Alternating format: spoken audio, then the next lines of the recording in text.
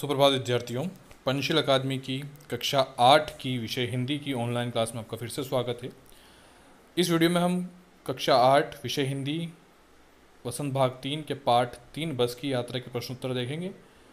इस आखिरी वीडियो में मैंने आपको पाठ के बारे में समझाया था। बस की यात्रा के पाठ की मैंने आपको यात्रा करवाई थी, अर्थात उसका मैंने सार संक्षिप्त रूप में आप समझाया था और आपसे कहा था मैंने कि आप पाठ को पुस्तक में से अच्छे से पढ़िएगा। उम्मीद करता हूँ आपने पाठ को अच्छे से पढ़ा होगा, और अगर पढ़ा होगा तो समझ में भी आया होगा और बहुत मज़े भी आएंगे, बहुत मज़ेदार किस्से इसमें हैं। तो पाठ 3 के जो हम प्रश्न उत्तर देखेंगे वो आप कॉपी में उत्तर पुस्तिका में अच्छे से नोट कीजिएगा। वीडियो में समझ में नहीं आए तो वीडियो के साथ आपको PDF फाइल भी मिलेगी, आप PDF फाइल में से नोट कीजिएगा। 5 प्रश्न हैं इसमें, है जो मैंने आपको इसमें बता रहा हूँ, मैं समझा रहा हूँ। देखिए, प्रश्न नंबर 1, मैंने उस कंपनी के हिस्सेदार की तरफ पहली बार श्रद्धा भाव से देखा। लेखक के मन में हिस्सेदार साहब के लिए श्रद्धा क्यों जाग गई। देखो, ऊपर जो प्रश्न 1 में इन्वर्टेड कोमा दे रखा है, जिसको हिंदी में हम उद्धरण चिन्ह कहते हैं। विराम चिन्ह में उद्धरण चिन्ह का दो जो कोमा दिख रहे हैं ना, इसमें उद्धरण चिन्ह मैंने आपको समझाया था जब विराम चिन्ह समझा था कि जो बात जैसी कही गई है वैसी की वैसी लिख दी जाती है। तो ये लेखक के मन में ये बात आई थी, तो ये लाइन ऐसी की ऐसी यहाँ पर लिख दी गई है कि मैंने उस कंपनी के हिस्सेदार की तरफ पहली बार श्रद्धा भाव से देखा। किस कंपनी के? उस बस कंपनी के हिस्सेदार के, वो भी उसमें सवारी कर रहे थे, यात्रा कर रहे थे। तो लेखक के मन में जो बस कंपनी का मालिक था उसके लिए श्रद्धा भाव क्यों जागा।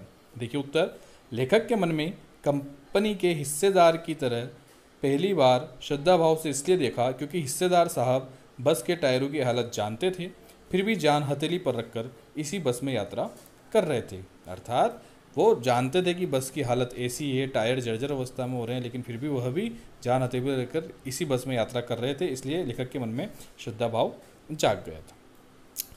तो ये हो गया आपका पहला प्रश्न, आप नोट करिएगा इसको। प्रश्न नंबर 2 देखिए, लोगों ने सलाह दी कि समझदार आदमी इस शाम वाली बस में सफ़र नहीं करते। लोगों ने सलाह क्यों दी? हमने पाठ में ही पढ़ा था कि जब लेखक और उसके मित्र बस में जा रहे थे तो गांव के लोगों ने बताया था कि शाम को उस बस में यात्रा नहीं करनी है। क्यों नहीं करनी है? मैंने समझाया था आपको कि बस की हालत ख़राब है, उस बस में जो जाता है ऐसा लगता है कि आखिरी बार यात्रा कर रखा है। तो देखिए इसका उत्तर, लोगों ने सलाह दी कि समझदार आदमी शाम वाली बस में सफ़र नहीं करते क्योंकि यह बस डाकिन है, अर्थात बहुत खतरनाक है। अर्थात बस खूब वयोवृद्ध यानी कि बहुत बूढ़ी हो चुकी है, पुरानी हो चुकी है, उसकी हालत जर्जर अवस्था में थी, खिड़कियों के कांच टूटे हुए थे, बस की सीटें अव्यवस्थित थी, पूरी बस इंजन जैसी लग रही थी। तो ये दोनों प्रश्न के आपके उत्तर हो गए हैं, आप इनको अच्छे से नोट कर लीजिएगा। वीडियो में आपको उत्तर समझ में आ रहे होंगे, नहीं तो इसको साथ आपको PDF फाइल मिल जाएगी, आप उसमें से नोट कर लीजिएगा।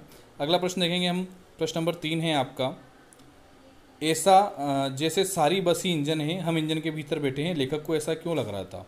देखो, सारी बस ही इंजन जैसी लग रही थी। पाठ का सार में मैंने आपको समझाया था कि बस का जब इंजन स्टार्ट हुआ तो पूरी बस वाइब्रेट करने लग गई, कंपन करने लग गई। तो ऐसा लग रहा था कि जैसे इंजन हमारी सीट यानी जहाँ हम बैठे हुए हैं उसी के नीचे हैं। तो इसका उत्तर हम इस प्रकार लिखेंगे, लेखक जब बस में बैठा और बस का इंजन स्टार्ट हुआ तो पूरी बस आवाज़ करने लगी और कांपने लगी, जैसे इंजन सीट के नीचे लगा हुआ हो, इसलिए लेखक को सारी बस ही इंजन लग रही थी। पूर्ण विराम, ये पूर्ण विराम लगाना मैं यहाँ पे भूल गया हूँ, आप लग रही थी के बाद पूर्ण विराम लगाएंगे क्योंकि अपना यहाँ पे वाक्य खत्म हो गया। देखो, विराम चिन्ह बहुत जरूरी है, विराम चिन्ह का ध्यान रखना बहुत जरूरी है, ठीक है। तो मैं चलो इसमें एडिट भी कर देता हूँ मैं। चलिए, पूर्ण विराम भी मैंने यहाँ पे ऐड कर दिया है। प्रश्न नंबर 4 हम देखेंगे, गजब हो गया, ऐसी बस अपने आप चलती है। लेखक को यह सुनकर हैरानी हुई। जब बस आई, बस की हालत सबने देखी और बस की अवस्था देख के मित्रों ने बोला कि ये ऐसी बस अपने आप चलती है। वहाँ के लोगों ने बताया कि अपने आप ही बस चलती है। तो लेखक को सुनकर हैरानी हुई।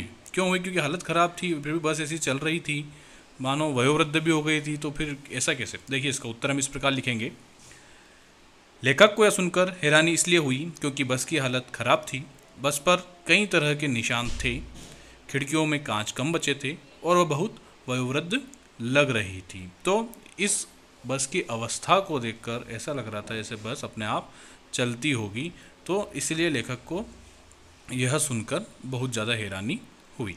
तो ये आपके प्रश्न नंबर 3 और प्रश्न नंबर 4 हो गए हैं। आप इनको भी कॉपी में नोट कर लीजिएगा। और इसके साथ हम अगला प्रश्न आपका प्रश्न नंबर 5 देखते हैं। देखिए प्रश्न नंबर 5 है आपका,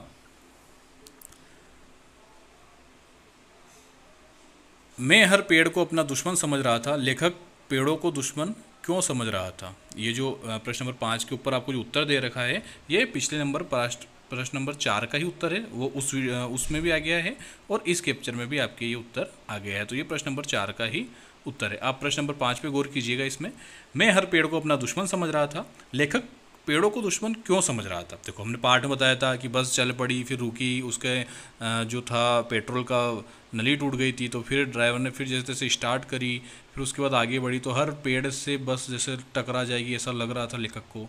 तो लेखक को ये लगा कि सारे पेड़ मेरे दुश्मन हैं, इससे मेरी मौत हो जाएगी। तो देखिए उत्तर हम इस प्रकार लिखेंगे, बस जब चल रही थी तब रास्ते में दोनों तरफ हरे भरे पेड़ थे। जो भी पेड़ आता तो डर लगता कि बस इस पेड़ से टकराएगी। वह निकल जाता तो दूसरे पेड़ का इंतजार रहता कि कहीं उससे ना टकरा जाए, इसलिए लेखक पेड़ों को अपना दुश्मन समझ रहा था। तो ये प्रश्न नंबर 5 भी आपका यहाँ पर पूरा हुआ।